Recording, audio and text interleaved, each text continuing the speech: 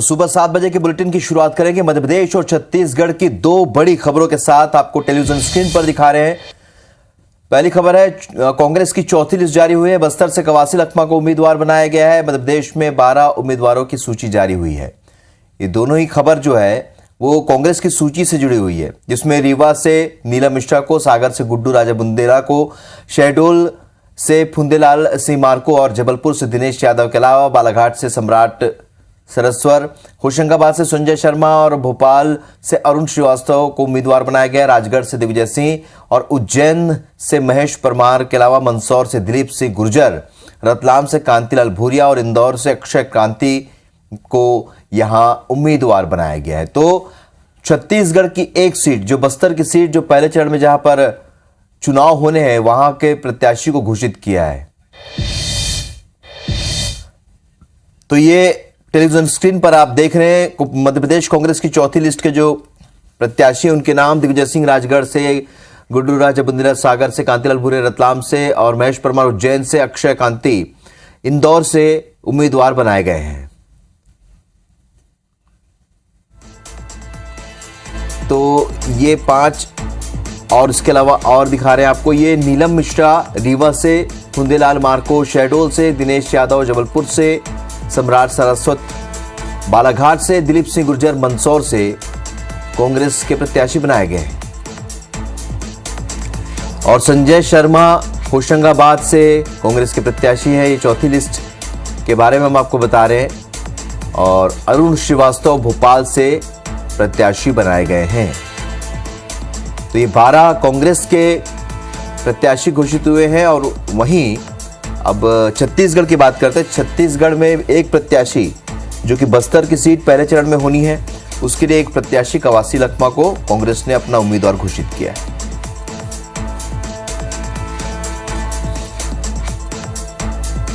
अब आपको बता दें किसका मुकाबला किससे है। बीजेपी के रूडमल नागर से दिग्विजय सिंह का मुकाबला है राजगढ़ में। तो काफी रोचक मुकाबला, काफी हाई प्रोफाइल सीट है। और लता वानखेड़े सागर से बीजेपी की उम्मीदवार हैं। गुड्डू राजा बुंदेला कांग्रेस से उम्मीदवार हैं, सागर से आमने सामने होंगे। बीजेपी से भारती पारधी और कांग्रेस से सम्राट सरस्वत ये बालाघाट की सीट पर आमने सामने होंगे। शहडोल से हिमाद्री सिंह बीजेपी से और फुंदेलाल मार्को कांग्रेस से प्रत्याशी बनाए गए। रीवा से जनार्दन मिश्रा और नीलम मिश्रा आमने सामने होंगे। तो लोकसभा प्रत्याशियों की सूची जारी होने के बाद हम आपको बता रहे हैं कौन कौन से उम्मीदवार किसके सामने हैं। जबलपुर से आशीष दुबे और कांग्रेस से दिनेश यादव आमने सामने हैं। भोपाल से आलोक शर्मा और उनके सामने अरुण श्रीवास्तव को कांग्रेस ने मैदान में उतारा है। होशंगाबाद से दर्शन सिंह चौधरी प्रत्याशी बनाए गए हैं बीजेपी के। तो संजय शर्मा कांग्रेस से मैदान में होंगे और यहां के जो स्थानीय मुद्दों को लेकर और साथ ही देश में इस वक्त जो मुद्दे हैं उन्हें लेकर मैदान में होंगे। इसके अलावा रतलाम से अनिता नागर सिंह चौहान बीजेपी से और कांतिलाल भूरिया कांग्रेस के प्रत्याशी होंगे, जो आमने सामने होंगे। पूर्व मंत्री कांतिलाल भूरिया और अनिता नागर सिंह चौहान रतलाम से आमने सामने होंगे। मंदसौर से सुधीर गुप्ता और दिलीप सिंह गुर्जर, सुधीर गुप्ता बीजेपी से तो दिलीप सिंह गुर्जर कांग्रेस से आमने सामने होंगे। इंदौर से शंकर लालवानी और अक्षय क्रांति, ये शंकर लालवानी अभी वर्तमान में सांसद हैं और अब एक बार फिर मैदान में हैं बीजेपी से। तो अक्षय क्रांति को कल कांग्रेस ने मैदान में उतारा है।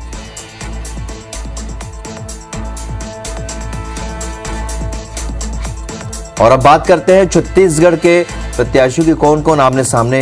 बस्तर से एक सीट जो बची हुई थी उसमें कवासी लखमा कांग्रेस से प्रत्याशी बनाए गए हैं कल। और महेश कश्यप जो पिछले कई दिनों से यहां पर लगातार तैयारियां कर रहे हैं, जनसंपर्क कर रहे हैं, स्थानीय मुद्दों के साथ मैदान में होंगे।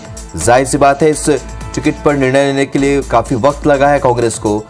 हरीश कवासी लखमा का भी नाम इस सीट पर चल रहा था, लेकिन उसके बाद आखिरकार कवासी लखमा का नाम तय किया गया दीपक बैज का टिकट काटकर। तो ये पहले चरण में जो चुनाव होने उसके लिए बस्तर में महेश कश्यप और कवासी लखमा आमने सामने। तो दिल्ली में बीजेपी केंद्रीय चुनाव समिति की बैठक है और बैठक में उत्तर प्रदेश की 24 तो बंगाल की 20 सीटों पर चर्चा हुई है। बैठक में पीएम मोदी, अमित शाह, जेपी नड्डा शामिल हुए। तो आपको बता दें, लगातार मंथन का दौर चल रहा है। कांग्रेस के अलावा बीजेपी ने भी अपनी तैयारी काफी तेज रखी हुई है। केंद्रीय चुनाव समिति की बैठक हुई। बैठक में उत्तर प्रदेश की 24 और बंगाल की 20 सीटों पर चर्चा हुई है और बैठक में पीएम मोदी, अमित शाह और जेपी नड्डा शामिल हुए हैं। आपको बता दें, दिल्ली में बीजेपी केंद्रीय चुनाव समिति की बैठक हुई और बैठक में उत्तर प्रदेश की 24 और बंगाल की 20 सीटों पर चर्चा हुई है। एनडीए गठबंधन को लेकर यहां पर चर्चा हुई है। बैठक में पीएम मोदी, अमित शाह, जेपी नड्डा शामिल हुए। किस सीट पर बीजेपी का प्रत्याशी होगा और किस सीट पर जो दल उनके साथ गठबंधन कर रहा है उसका प्रत्याशी होगा, तो ये तमाम विषयों पर लगातार बीजेपी में भी मंथन का दौर चल रहा है। सीईसी की यह बैठक क्योंकि अंतिम दौर में अब प्रत्याशियों की घोषणा होनी है, तो उत्तर प्रदेश की सीटें और बंगाल की सीटों पर यहां चर्चा हुई है कल।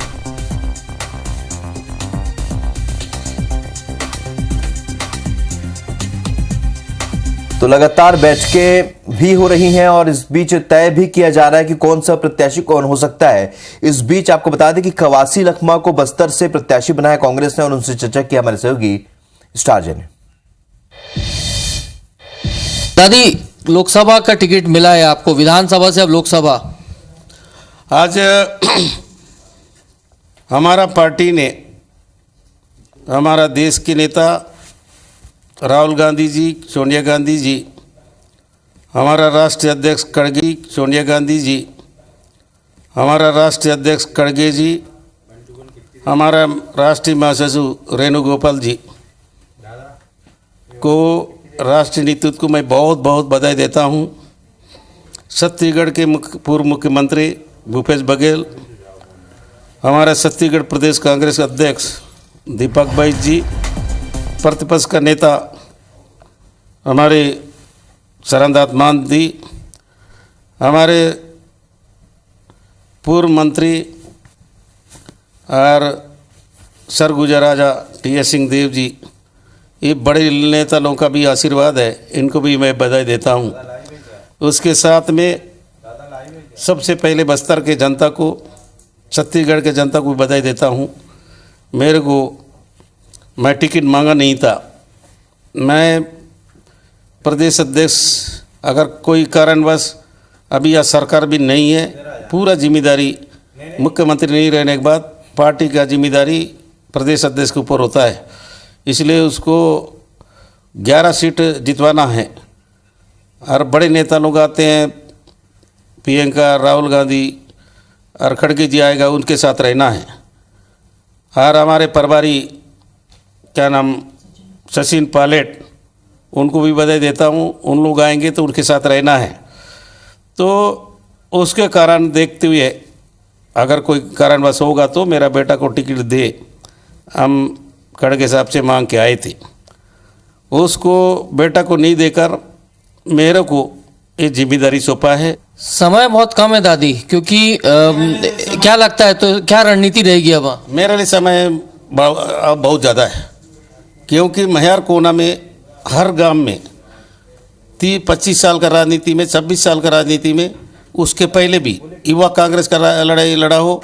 मेरे को एक एक गांव, एक एक पारा, पूरा बस्तर वाकिफ हूँ, इसलिए मेरे लिए समय बहुत है। 20-25 दिन बचा है, ये बाकी काफ़ी समय है और हम पूरा कवर कर देंगे।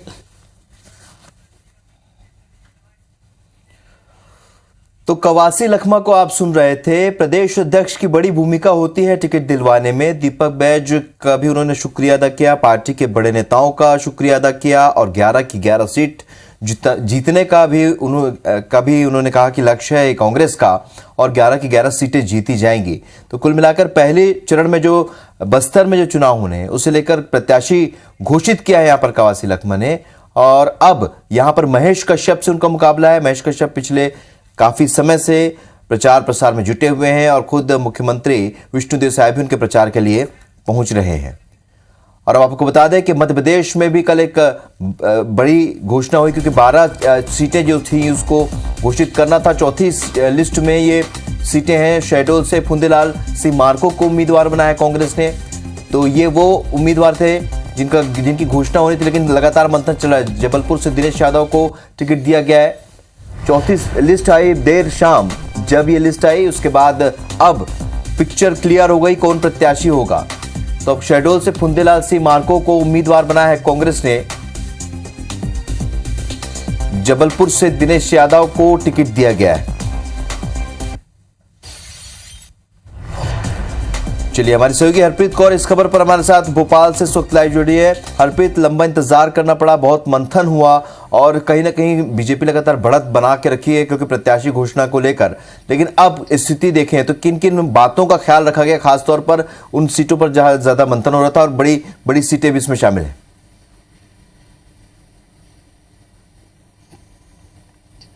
देखिए, देर आए दुरुस्त आए, लेकिन अभी भी यहाँ पर 6 सीटों पर नाम घोषित नहीं किए गए हैं। बेसब्री से कांग्रेस के उम्मीदवार इस लिस्ट का इंतजार कर रहे थे। न सिर्फ कांग्रेस बल्कि खुद बीजेपी को भी इंतजार था कि कांग्रेस ये लिस्ट कब जारी करेगी, और इसी को लेकर लगातार जो बयानों का दौर था वो भी जारी था। कल लेकिन देर रात कांग्रेस ने अपनी दूसरी लिस्ट जारी की है। इसमें जो 12 नाम है उन उम्मीदवारों पर यहाँ पर जो नाम है वो यहाँ पर सामने आए हैं, जैसे राजगढ़ से दिग्विजय सिंह, इसके साथ ही भोपाल से अरुण श्रीवास्तव, इंदौर से। तो ये जो करीबन 6 ऐसे जो नए चेहरे हैं जो इस बार लोकसभा चुनाव में मैदान में उतारे गए हैं। इसके साथ ही 2 विधायकों को यहाँ पर, जिसमें शहडोल से फुंदेलाल मार्को और इसके साथ ही उज्जैन से महेश परमार, इन्हें यहाँ पर मौका दिया गया। इसके साथ ही भोपाल से अरुण श्रीवास्तव, हालांकि पहले एक जो सामान्य से नाम है वो यहाँ पर चर्चा में थे, चर्चित जो नाम है कांग्रेस के, लेकिन अचानक अरुण श्रीवास्तव इसी नाम पर मोहर लगी और कल लिस्ट में भोपाल से ये नाम सामने आया है।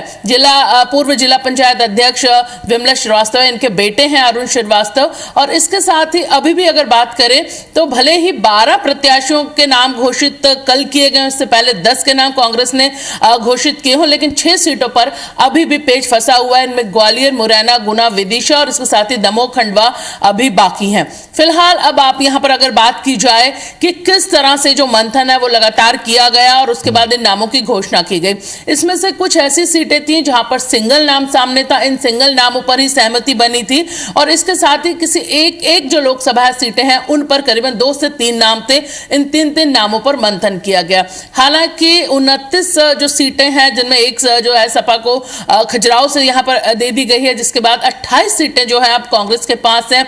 6 सीटों पर नाम घोषित करना अभी बाकी है, लेकिन कांग्रेस का दावा है कि जो उम्मीदवार उन्होंने चुने हैं लगातार मंथन के बाद, भले ही देरी से लिस्ट सामने आई हो लेकिन बेहद मंथन यहां पर किया गया और उसके बाद इन नामों की घोषणा की गई है। जीत का दावा कांग्रेस यहां पर करती हुई नजर आ रही है, लेकिन जिन चेहरों को यहां पर मैदान में उतारा गया है, जैसे कि हमने बताया 6 नए चेहरे हैं, तो माना जा सकता है कि कहीं ना कहीं जो नए चेहरे उतारने में मंथन कवायद कांग्रेस को करनी पड़ी, उसका खामियाजा कांग्रेस को कई सीटों पर भुगतना पड़ सकता है। और स्थिति बहुत ज्यादा यहां पर, जैसे कि कांग्रेस का दावा है कि मजबूत है, वो मजबूत नजर नहीं आती है। बिल्कुल। और हरप्रीत, जिस तरीके से जो निर्णय बीजेपी लेते रही, कुछ उसी तरीके से उसी रास्ते पर कांग्रेस भी चल रही है, लेकिन फर्क यह है कि वो पहले निर्णय ले रही है और आगे बढ़ जा रही है, बढ़त बना रही है, लेकिन कांग्रेस नहीं। हरप्रीत, इस जानकारी के लिए बहुत शुक्रिया आपका। आपको दिखाते हैं मध्य प्रदेश और छत्तीसगढ़ में हुए सड़क हादसों की 2 अहम तस्वीरें, जहां पर आप देख सकते हैं रायपुर में एक्सप्रेस वे पर सड़क हादसा हुआ। ज्ञात वाहन ने बाइक को यहां टक्कर मारी और बाइक सवार युवक की मौके पर ही मौत हो गई, दर्दनाक मौत हो गई। राजेंद्र नगर थाना क्षेत्र का यह मामला है। दूसरी तस्वीर है मध्य प्रदेश के श्योपुर की, जहां पर अज्ञात वाहन ने बाइक सवार को टक्कर मारी और हादसे में बाइक सवार युवक की मौत हो गई, एक घायल हुआ है। विजयपुर थाना के इकलोद गांव के पास की घटना है, पुलिस जांच में जुटी। तस्वीर देख रहे हैं दोनों ही राज्यों में, जहां पर 2 लोगों की मौत हुई है, एक घायल हुआ है। तो मध्य प्रदेश और छत्तीसगढ़ में यह सड़क हादसे की तस्वीर आपके टेलीविजन स्क्रीन पर। भिंड से बड़ी खबर जहां पर चलते ट्रक में अचानक आग लग गई और ड्राइवर ने कूदकर यहां अपनी जान बचाई है। दमकल ने आग पर काबू पा लिया है। देहात थाना क्षेत्र का यह मामला है। तो ये हादसा भिंड में जहां चलते ट्रक में अचानक आग लग गई, ड्राइवर ने कूदकर किसी तरीके से अपनी जान बचाई है। दमकल ने आग पर काबू पा लिया है। तस्वीर आप देख रहे हैं, तस्वीरें आप देख सकते हैं जलती हुई ट्रक।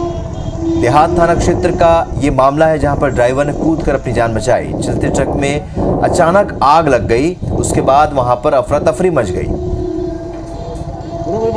और राहत की बात यह रही कि ड्राइवर ने कूदकर अपनी जान बचा ली। लेकिन तस्वीर आप देख सकते हैं भीषण आग की तस्वीरें भिंड से, जहां पर चलती ट्रक में अचानक आग लग गई।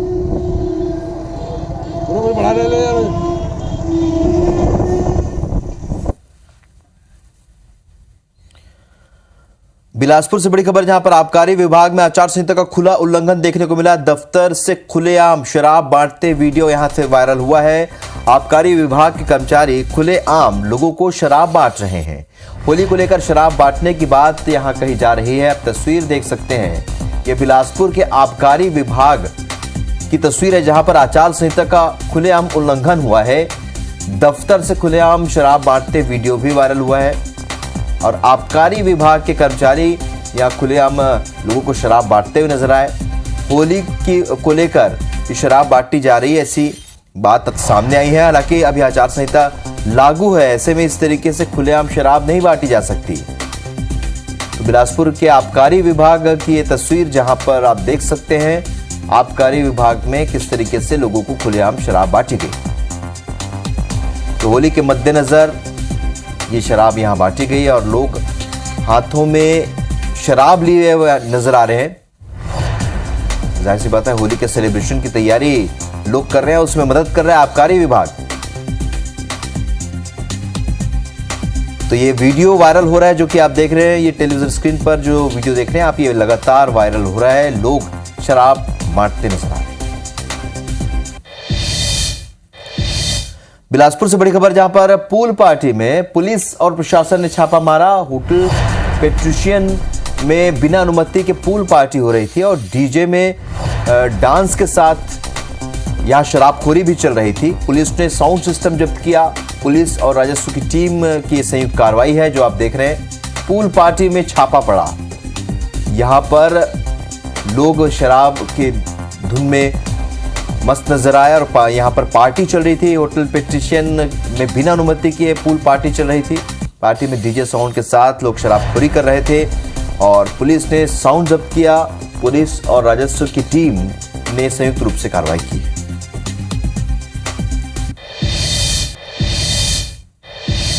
इधर रायपुर में सड़क हादसा हुआ है। सड़क हादसे के दौरान ट्रक ड्राइवर केबिन में फंस गया। वीआईपी चौक पर कार को बचाते समय यह हादसा हुआ। ब्रेक मारने से ट्रक में रखा भारी लोहा ट्रक के केबिन में घुसा। पुलिस टीम और फायर ब्रिगेड ने यहां पर रेस्क्यू किया है। रेस्क्यू करके ट्रक ड्राइवर को सकुशल बाहर निकाला गया। करीब 3 घंटे की कड़ी मशक्कत के बाद ट्रक का केबिन काटकर चालक को बाहर निकाला गया। जमशेदपुर से भारी लोहे की छड़ें लेकर ये ट्रक पूना जा रहा था और ट्रक चालक उदयगिरी को सकुशल बाहर निकाल लिया गया।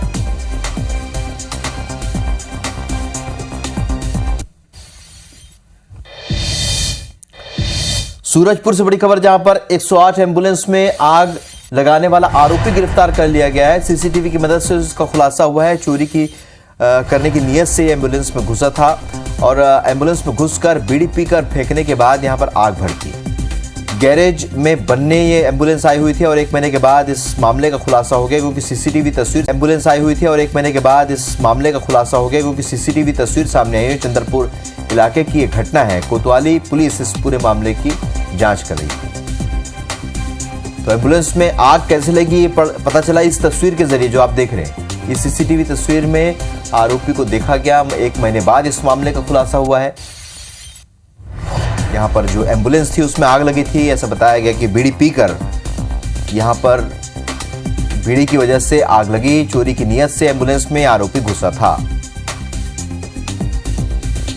तो एम्बुलेंस में बीड़ी पीकर फेंकने के बाद यहाँ पर आग भड़क गई और उसके बाद ये जो तस्वीर आई है ये पूरे मामले का खुलासा हो गया। 1 महीने पुराना ये मामला है। लेकिन अब इन तस्वीरों के जरिए इस मामले का खुलासा हुआ। चोरी की नीयत से एम्बुलेंस में आरोपी घुसा था और इस दौरान उसने बीड़ी पीकर फेंक दिया, जिससे आग लगी। भोपाल से बड़ी खबर, जहां पर आज बड़वानी के दौरे पर रहेंगे मुख्यमंत्री डॉक्टर मोहन यादव। बड़वानी लोकसभा क्षेत्र में चुनाव प्रचार करेंगे। खरगोन बड़वानी लोकसभा से बीजेपी के प्रत्याशी गजेंद्र सिंह पटेल और मुख्यमंत्री डॉक्टर मोहन यादव कार्यकर्ताओं की बैठक लेंगे, स्थानीय कार्यक्रमों में भी शामिल होंगे। तो लोकसभा चुनाव के डिक्लेरेशन के बाद लगातार बड़े नेताओं का दौरा, और खासतौर पर मुख्यमंत्री मोहन यादव यहां पर मोर्चा संभाले हुए हैं। लगातार प्रत्याशियों के समर्थन में वो प्रचार कर रहे हैं, बैठकें ले रहे हैं चुनाव के पहले। पश्चिम बंगाल से बड़ी खबर, जहां पर सिलीगुड़ी में आग लगी। दमकल की टीम यहां पर आग बुझाने में जुटी है। तस्वीर भी हम आपको दिखाएंगे थोड़ी देर बाद। आप देख सकते हैं किस तरीके से यहां पर आग भड़की। ये तस्वीर अब आपके सामने है। ये सिलीगुड़ी की तस्वीर है। पश्चिम बंगाल के सिलीगुड़ी में ये भीषण आग लगी और दमकल की टीम यहां पर आग बुझाने में जुटी हुई है। पश्चिम बंगाल के सिलीगुड़ी में ये आग की तस्वीर देख रहे हैं आप, किस तरीके से यहां पर आग लगी हुई है और दमकल की टीम यहां पर पहुंची है। आग बुझाने की कोशिश लगातार चल रही है। पश्चिम बंगाल के सिलीगुड़ी से भीषण आग की तस्वीरें टेलीविजन स्क्रीन पर आप देख रहे हैं।